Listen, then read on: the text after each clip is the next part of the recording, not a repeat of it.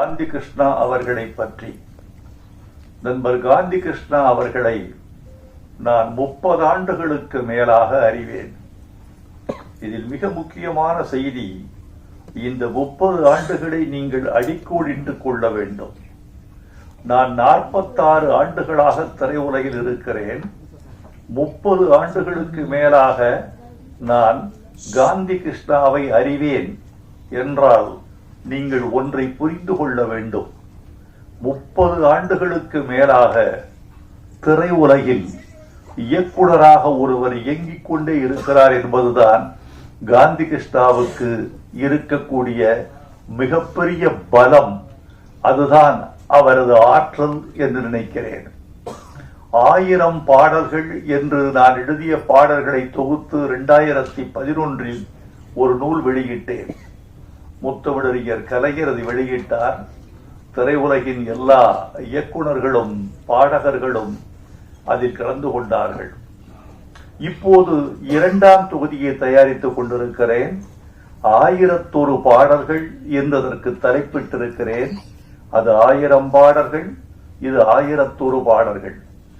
சமீபத்தில் இதை தொகுத்துக் கொண்டிருக்கிற இந்த காலகட்டத்தில் புரட்டி புரட்டி பார்த்தபோது எத்தனை இயக்குனர்கள், எத்தனை பாடகர்கள், எத்தனை இசையமைப்பாளர்கள் என்று மலைத்து போன போது ஒன்று தோன்றியது, இவர்களில் எத்தனை பேர் இருக்கிறார்கள் என்று கணக்கு பார்த்தேன்.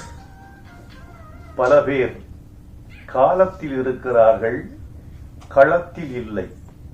பல பேர் காலத்திலேயே இல்லை, நினைவுகளில் இருக்கிறார்கள்.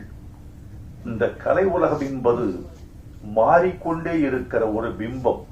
அவரோடு நான் இருக்கிறேன், என்னோடு அவர் இருக்கிறார் என்று சொல்வதெல்லாம் பிழை. அவரோடுதான் நான் இருக்கிறேன் என்பது உண்மை.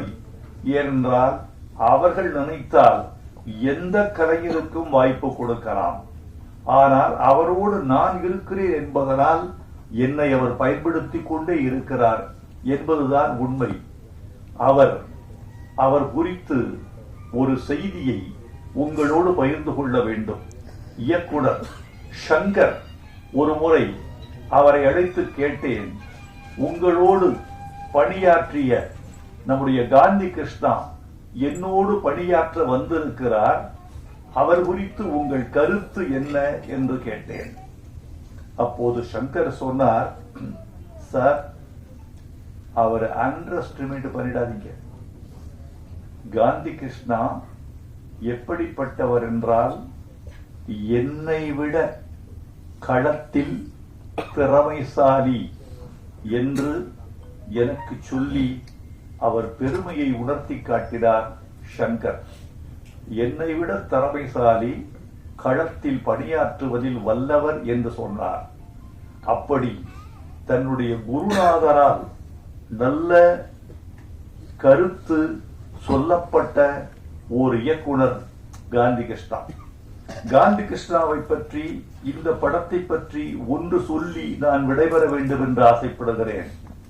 இதில் அவர் கையாண்டிருக்கிற கருப்பொருள் இருக்கிறதே, பழையதாகாத கருப்பொருள். இது நேற்று வெளிவந்திருக்க வேண்டிய படம். சில படத்தை பற்றி சொல்லுவார்கள், இது 1987 வெளிவந்திருக்க வேண்டிய படம் என்று சில படங்களை சொல்லுவார்கள். சில படங்களை இது 60களில் எடுத்திருக்க வேண்டிய படத்தை 2026 அவர் எடுத்திருக்கிறார் என்று தள்ளிவிடுவார்கள். சில படங்களுக்கு இன்னும் மோசமான விமர்சனம் வரும். 2100 எடுக்க வேண்டிய படத்தை இவர் 2026 எடுத்திருக்கிறார் என்று சில படங்கள் தள்ளப்படும். கால ஒப்புமை, ரெலவன்சி என்பது ஒரு கலைக்கு மிக முக்கியம். இந்த படத்தில் அவர் கையாண்டிருக்கிற செய்தி ஆண் பெண் உறவு குறித்தது. ஒரு ஆண் பெண்ணை புரிந்து கொள்வதும், ஒரு பெண் ஆணை புரிந்து கொள்வதும், ஆண் என்ற வர்க்கம் உள்ள வரைக்கும், பெண் என்ற வர்க்கம் உள்ள வரைக்கும் இருக்கவே செய்யும். நீங்கள் புரிந்து கொண்ட ஒரு பெண்ணை இன்னொரு பெண்ணோடு ஒப்பிட்டு புரிந்து கொள்வது ஆகாது. ஒரு ஆணை புரிந்து கொண்ட ஒரு பெண் அதே அளவுகோலை வைத்து இன்னொரு ஆணை புரிந்து கொள்ள முடியாது. கணவனை வைத்து தந்தையையோ, தந்தையை வைத்து தனையனையோ, தமையனையோ ஒரு பெண் புரிந்து கொள்ள முடியாது. ஒவ்வொரு பெண்ணும் ஒரு உலகம், ஒவ்வொரு ஆணும் ஒரு உலகம். அவர்களின் ரசனைகள், அவர்களின் எண்ணங்கள், அவர்களின் போக்குகள் மாறிக்கொண்டே இருக்கும். புரிந்து கொள்ள முடியாது. ஒரு ஆண் பெண்ணை புரிந்து கொள்வதும் பெண் ஆணை புரிந்து கொள்வதும் உள்ள வரைக்கும் கலை இருக்கும், இலக்கியம் இருக்கும்.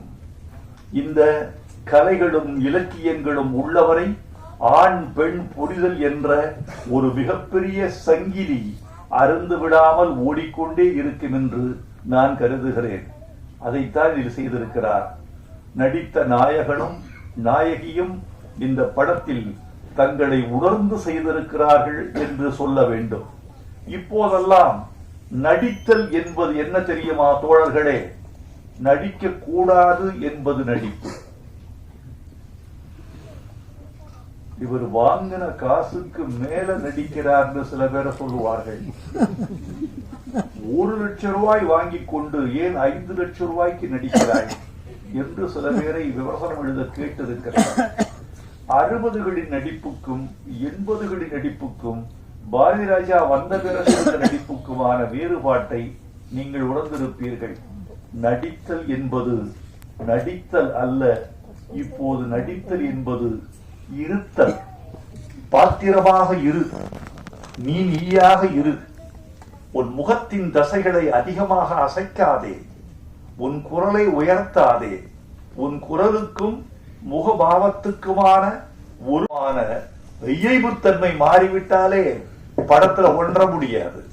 அந்த பாடி எவ்வளவு கேட்குதோ அதுக்கு தகுந்த மாதிரிதான் ஒலியை கொடுக்கணும் என்பது டப்பிங்கின் மிக முக்கியமான ஒரு இலக்கணம்.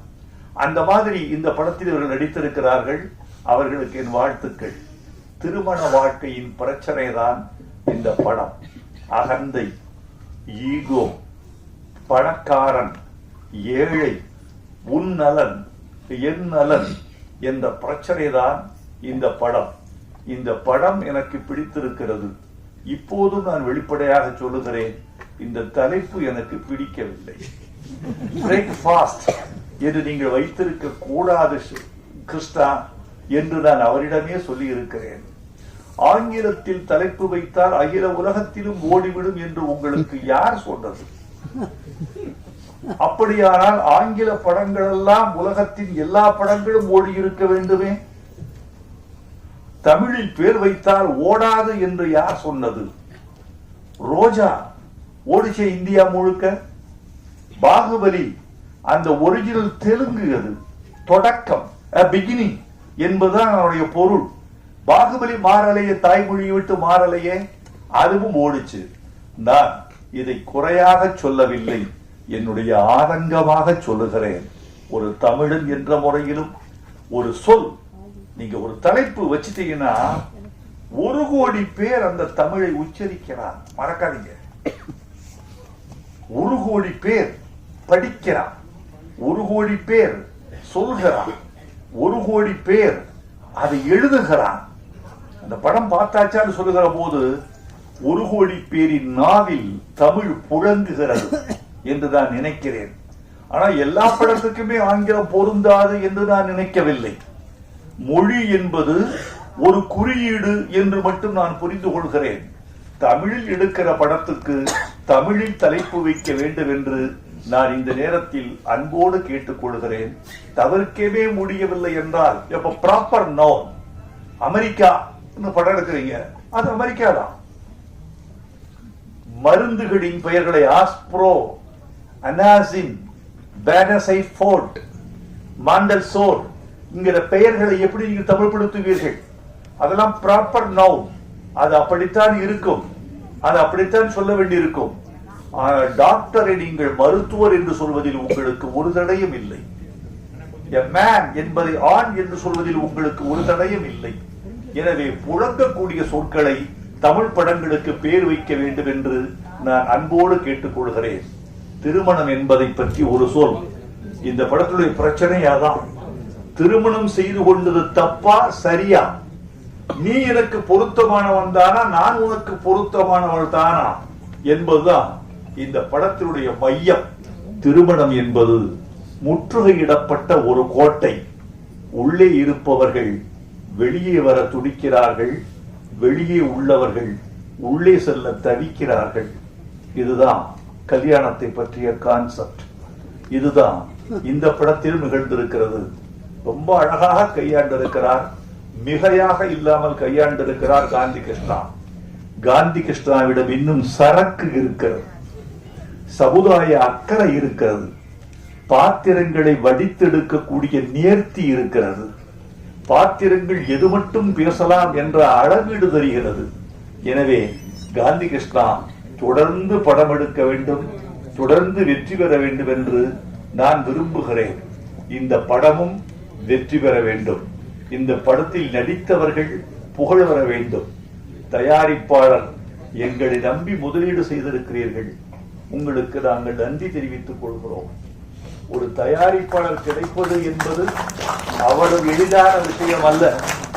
இன்றைக்கு சினிமா உலகில் தயாரிப்பாளர்கள் இல்லாமல் எத்தனை நடிகர்கள், எத்தனை கதைகள், எத்தனை இயக்குனர்கள் காத்திருக்கிறார்கள் என்ற விவரம் உங்களை விட எங்களுக்கு அதிகம் தெரியும்.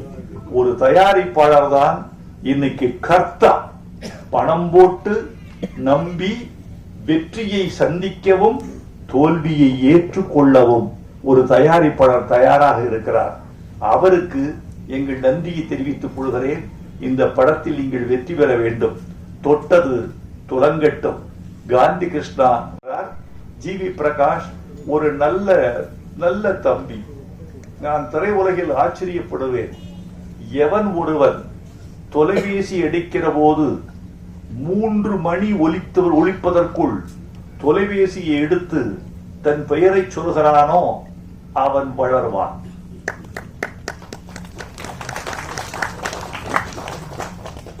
மூணு ரிங்கில் எடுத்துருங்க. எடுப்பீங்களா? பேரை பார்த்து எடுப்பீங்க சார். பெண்பாலா இருந்தா 2 ரிங்கில் எடுத்துருங்க.